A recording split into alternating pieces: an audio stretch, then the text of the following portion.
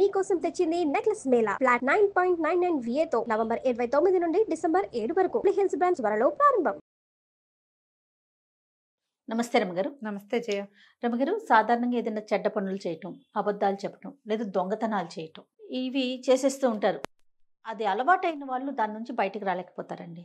కానీ దీనివల్ల ఈ ఇబ్బంది వస్తుంది, ఫ్యూచర్లో ఇది జరగచ్చు, లేకపోతే ఈ ఆపద వస్తుంది ఇది చేయటం వల్ల, అలా తెలిస్తే వీళ్ళు మారతారంటారా? కొంతమంది మారతారు జయ. మారడానికి ప్రతి వాళ్ళకి అవకాశాలు వస్తాయి.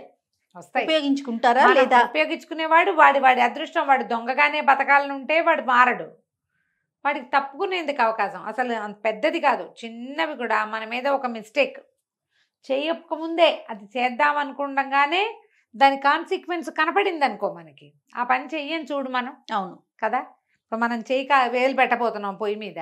ఆల్రెడీ పొయ్యి మీద చేయి పెట్టిన వాళ్ళు అమ్మో అంటుంటే లబోదిబ్బమంటే మనకు అర్థం అవ్వాలి కదా. మనం పెట్టకుండా జాగ్రత్తగా ఉంటాం. ఇది అందరూ చేస్తారా అంటే చేయకపోవచ్చు, కానీ కొంతమంది చేయటానికి మంచి అవకాశం ఉంది.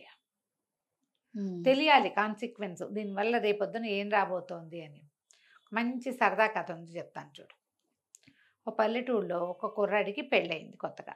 అబ్బాయి పేరు రాము, భార్య పేరు సీత అనుకుందాం. రాము సీత పెళ్లి చేసుకున్నారు కొత్తగా.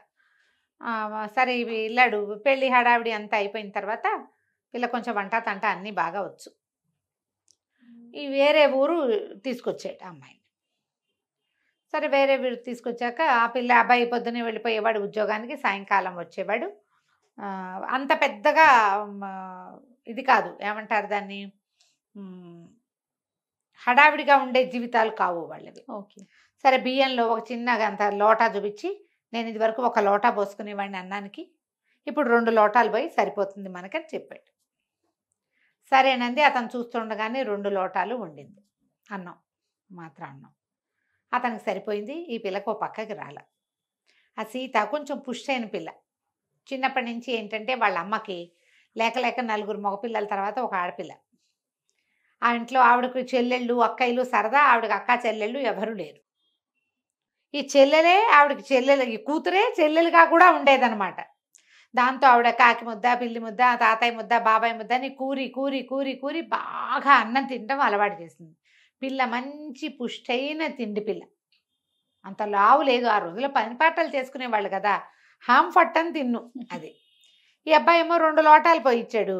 ఆ వచ్చిన అన్నం ఎంత మొగుడు తినాలా? అబ్బాయి వాట తినేసాక ఆ గ్లాస్ అన్నం దానికి ఒక మూలకు వచ్చేది కాదు. దాని గ్లాస్ దానికి ఉండేది, అయినా కూడా చాలదు దానికి, సరిపోదు. ఓకే. జనరల్గా ఇప్పుడు మన ఇద్దరిని తీసుకున్నా, మన ఇద్దరికి చెరో 2 గంటలు, నాకు 2 గంటలు చాలవు కదా. రైస్ ఎక్కువ తినే అలవాటు ఉన్న వాళ్ళు ఏం చేస్తారు? అట్లాగే వారం రోజులు గెంటింది.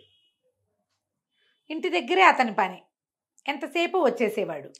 ఓహో, వండుకుని తింటానికి కూడా వారం రోజుల పాటు అట్లాగే ఉంది. వారం రోజులు దానికి నిస్త్రాణ, ఆకలి ప్రాణం పోతున్నట్టు ఉండటం. ఎప్పుడెప్పుడు ఏం తినేద్దామంటే కొత్త పెళ్ళైన పిల్ల ఏమేమి వండేసుకుంటుంది, అప్పచ్చులు పప్పలు ఉండద్దు. అదే. సరే ఏం చేసింది, ఒకరోజు రాత్రి మొగుడు పడుకున్నాక అబ్బాయి మంచి గాఢమైన నిద్ర, లేచేవాడు కాదు. చల్లగా వంటింటికి వెళ్ళి కాస్త పొయ్యి రాజేసుకుని ఒక గిన్నెడు అన్నం వండుకుని అంత మాగాయ అన్నమో చింతకాయ అన్నమో కలుపుకొని తిని అమ్మయ్య అని పడుకుని. రాత్రుళ్ళు నిద్ర పట్టదు. ఆహారపు అలవాట్లు ఉన్న వాళ్ళకి రాత్రిళ్ళు నిద్ర పట్టదు. ఆ మాత్రం మజ్జిగ అన్నం పడకపోతే కుదరని జాతి కొంతమంది ఉంటారు. ఇక రోజు అట్లాగే వండుకు తినేది. మొగుడు నిద్రపోయేవాడు. పగలైతే అతను ఏ క్షణాన్ని వచ్చేస్తాడో తెలియదు. వాకిట్లోనే వడ్రంగం పనిచేసేవాళ్ళు. అతను వడ్రంగి. ఎక్కడికైనా వెళ్తే వెళ్ళేవాడు. వెళ్ళినప్పుడు వెళ్ళకపోతే ఎదురుగుండానే కార్ఖానాలు ఉండేవి, అక్కడే పనిచేసి వచ్చేసేవాడు. ఇప్పుడు ఏం చేయాలి? పగలు దొంగపోతే ఇంటి తినలేదు, రాత్రిపూటే వండుకు తినేది. కొద్ది రోజులు గడిచాక ఒకనాటి రాత్రి ఏం చేసింది, లేచి 12 గంటలకి పొంగల్ వండుకుంది. సరే పొంగల్ వండుకున్నాక పొంగల్ వేడిగా ఉంటుంది. ఊదుకుని ఏం తింటాం? ఈ లోపల గిన్నె తోముకోవాలి కదా. తెల్లవారి ఈ గిన్నెలు పడితే ఈ గిన్నెలో ఏం చేసావే అంటాడు మొగుడు. అందుకని ఏం చేసింది, విస్తర పెట్టుకుని ఒక గ్లాసు వెంబడి మంచినీళ్ళు పెట్టుకుని ఈ పొంగలంతా విస్తట్లోకి దిమరించి కాస్త నేర్చుక్కేసి దాని మీద చల్లారుతుంది. ఈ లోపల గిన్నె తోముకొచ్చేద్దామని ఆ పొంగల్ గిన్నె గరిట పుచ్చుకుని పెరట్లో నూతి దగ్గరికి వెళ్ళింది. ఇంతలో ఒక దొంగవాడు లోపలికి ప్రవేశించాడు. ఓహో. ఈ అమ్మాయి చిన్న వెలుతురులో వండుకోవటం అవి దానికి బాగా తెలుసు. ఒక మాదిరి వెలుతురు ఉంది అంతే. ఈ గిన్నె తోమిన గిన్నె చేత్తో బుచ్చుకొచ్చేసరికి కనపడ్డాడు. ఇంకేముంది, ఏం చేయాలో తెలియలే. ఎవడరా నువ్వు అంతే అనేసరికల్లా అర్ధరాత్రి వాడికి అర్థమైంది. ఇది వెస్తట్లో ఉన్న పొంగల్ చూసేసరికి ఇక్కడ ఏదో జరుగుతోందని తెలిసింది. ఏం జరుగుతోందో తెలియలే. వాడు అన్నాడు, గొడవ చేసావో చంపేస్తాను, పీక నొలివేస్తాను అన్నాడు. అనేసరికల్లా ఈ పిల్ల ఇప్పుడు మొగుడు కనుక వీడు దీన్ని ఏమైనా చేశాడు అనుకో, తాళాలు ఇచ్చేసినా బోళాలు ఇచ్చేసినా మొగుడు కనుక వంటింట్లోకి వస్తే విస్తట్లో వడ్డించిన పొంగల్ కనపడదు. ఈ పొంగల్ ఎక్కడదే అని అడుగుతాడు. చెప్పేయాల్సి విషయం బయటపడి దొంగ తిండి బయటపడిపోతుందని. ఏం చెప్పింది, మాట్లాడకండి. ఈ లోపల బయట ఎవరో నడిచొస్తున్నారు. రక్షక భటులు వెంటబడ్డారు. నువ్వు కిక్కురు మనకుండా ఉండను అన్నాడు. రక్షక భటులు వెంటబడ్డారంటే లోపలికి రాకుండా ఉంటారా? మా ఆయన అసలే మంచివాడు కాదు, నోరు మూసుకుని కూర్చో పీట మీద అని పీట వేసి కూర్చోబెట్టేసింది. వాడు విస్తట్లో వడ్డించిన పొగలు చూస్తే నెయ్యి వాసన వస్తుంది, గుమగుమలాడుతోంది. తింటాం మొదలు పెట్టేసరికల్లా ఈ లోపల ఏమైంది, బయట నుంచి తలుపు శబ్దమైంది. ఇద్దరో ముగ్గురో రక్షక భటులు మాట్లాడుకుంటూ వస్తున్నారు. మాటలు వినపడ్డాయి. తలుపు టకటకలాడేసరికి ఇతను లేచాడు. లేచేసరికి వంటింటో దీపం పెద్దదిగా చేసింది. పక్కన పెళ్ళాం లేదు. ఏమిటా అని వంటింటోకి వెళ్తే పీట మీద కూర్చుని తింటున్నాడు ఒకడు. పక్కన ఈ అమ్మాయి వచ్చింది. ఎవరే సీత ఈ టైంలో అన్నాడు. అనగానే ఆ సీత వెంటనే చెప్పింది, అది కాదు, మా దూరం నుంచి వచ్చాడు మా పిన్ని కొడుకు, మీరేం లేస్తారులే అని లేపలేదు, దబదబా కాస్త పొంగలండి పెట్టానండి, పిచ్చి వెధవా ఇప్పుడే తింటున్నాడు.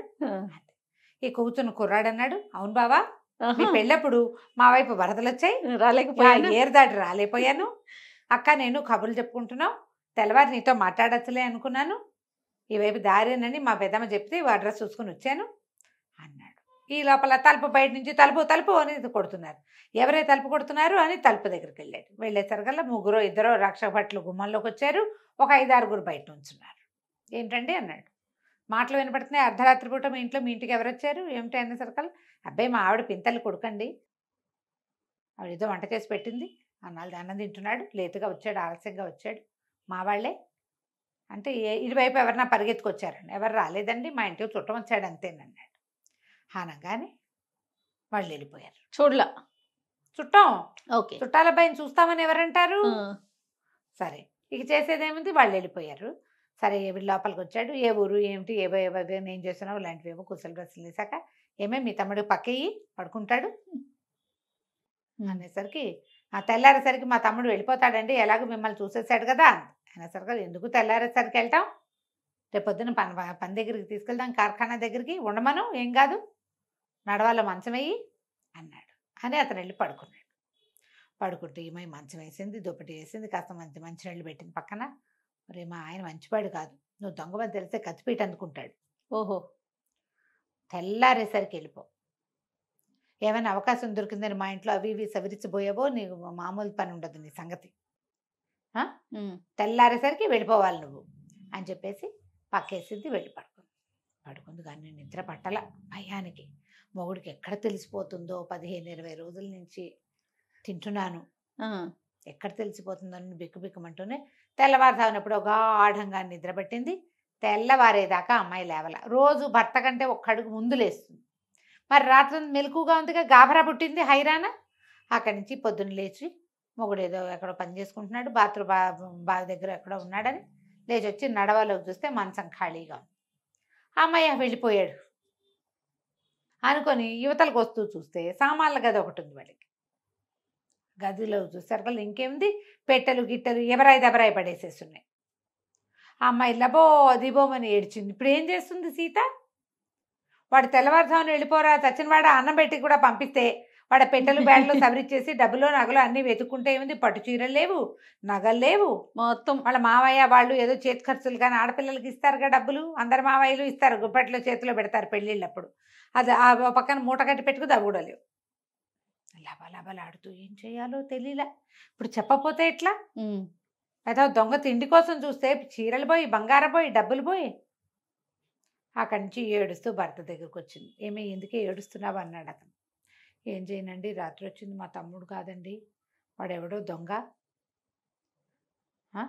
నా వల్ల ఇంట్లో ఇల్లు గుల్లైపోయింది, నా తిండి సంగతి బయటపడుతుంది, మరి రోజు రాత్రిపూట అన్నం వండుకుని తింటానండి, అన్నం చాలక నేను వండుకుని తింటున్నాను.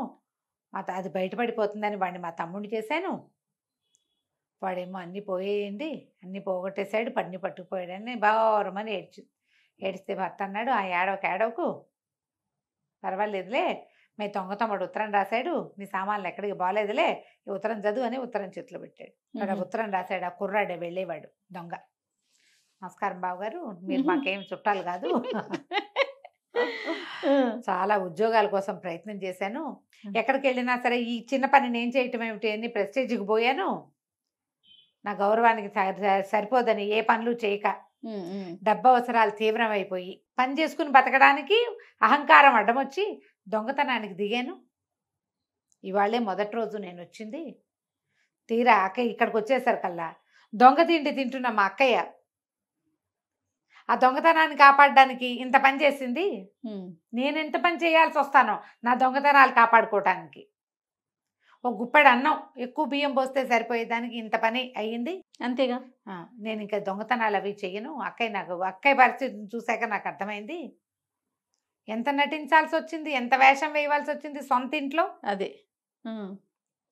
నేను ఇంకోసారి ఈ పొరపాటు చేయను, మీ వల్ల నాకు బుద్ధి వచ్చింది, నన్ను క్షమించండి, బాగా బతికి బాగుండి శుభ్రమైన ఉద్యోగం చేసుకుంటే ఎప్పుడైనా మా అక్కయ్యకి చీర సారెతో వస్తానని ఉత్తరం రాసి పెట్టాడు. ఈ అమ్మాయి ఉత్తరం అంతా చదివాక మరి ఇవన్నీ ఇట్లా ఉన్నాయి ఏమిటి అని నేనే నిన్ను భయపెడదామని చేశాను, ఇదిగో నీ బట్టలు, నీ ఇవేని మంచం కింద దాచిపెట్టినవి తీసుకొచ్చి చేతులు పెట్టాడు. నువ్వు దొంగతనం తినక్కర్లేదు, నాకు మొదటి రోజుల్లోనే తెలుసు, సరే అంటం ఎందుకు లేని ఊరుకున్నాను, అది కొంప ముంచి ఎందుకు తెచ్చావు నువ్వు కూడా నాకేం అక్కర్లేదులే, నీకు కావాల్సినట్టుగా వండుకో, నువ్వు చేసుకునే రకరకాల రుచులైన వంటకాలు రోజు వాసనలు మాత్రమే వస్తున్నాయి, నాకు కూడా పెడుతూ ఉండు కాస్త అని చెప్పాడు. సూపర్. కంచుకి మనం ఇంటికి. చాలా బాగుంది రమ్మ గారు. ఒకటి దాపించాలని ఒకటి దాచిపెట్టాలని చేస్తే ఎన్ని దాచాల్సి వస్తుంది చూడండి. ఒక్కోసారి ఏమి దాచలేని స్థితి వస్తుంది. అంతే. అందుకని వాళ్ళు ఆ పని చేయకూడదు. వీడు దొంగతనానికి వచ్చాడు, రక్షక భటులు వాకిట్లో ఉంటే అన్నం నోట్లోకి వెళ్ళాలా వీడికి, ఇంత పట్టేసుకుంటే మరి దొంగతనం ఒకసారి ఫస్ట్ ట్రయల్ అంటే ఎవడు నమ్ముతాడు? దొంగే కదా. దొంగే, పైగా ఎప్పటికీ దొంగ పేరుగానే ఉంటుంది. రైట్ రామ్ గారు, నమస్తే. నమస్తే.